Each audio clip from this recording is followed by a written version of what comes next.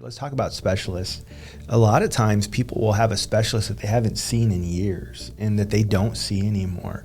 And so the question that you would want to ask them is, all things being considered, this is the plan. The majority of your doctors are in, your primary doctor, your specialists are in, except for this one doctor who you've said that you haven't seen in a few years. Let me ask you an honest question. Like, would you feel comfortable maybe trying a new doctor? Another question that I have with that is, how did you find that specialist in the first place?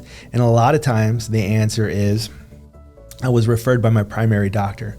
That's great. I'm so glad that you mentioned that, because your primary doctor is still in this network and they're responsible for referring you to a specialist under this plan.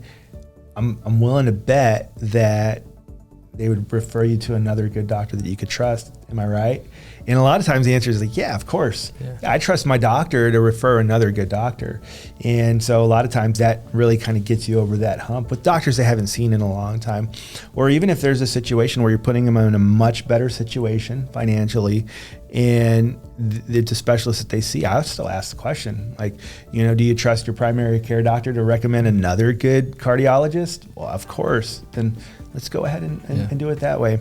So one piece of information or a little tip that I have for that is at the time that you're getting the doctor's information, primary doctors and specialists, I always encourage agents to follow up with, how often do you see that doctor? And that helps you, the way you just had that conversation with them, it helps you prepare for how you're gonna have that conversation, because they're gonna open up to you and say, well, I see this doctor once a month because he saved my life. So we know, right, when we're doing our homework, that this is high on the priority list. And don't mess with that, guys. Yeah.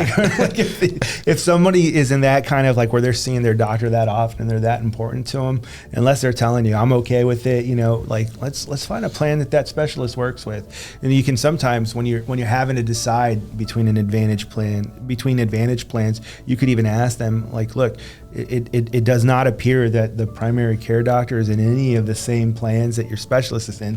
It sounds to me like your specialist is the most important one. Is that how you feel? Yeah, I'm willing to give up my primary doctor. Now, I want to tell people just for that we have the right heart again. My personal opinion is that if they're just on original Medicare, then getting on a plan and making a sacrifice of doctors makes a lot of sense. But if they're on a Medicare supplement and these doctors are important to them and they're obviously going through care where they're having to see a doctor on a monthly basis and they've got some serious issues, maybe just leave them on the plan unless they can no longer afford that Medicare supplement.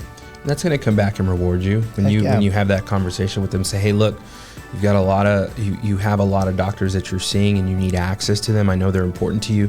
I think it makes the most sense for you to stay with your Medicare supplement. Yeah. And so my advice is just to stay right where you are.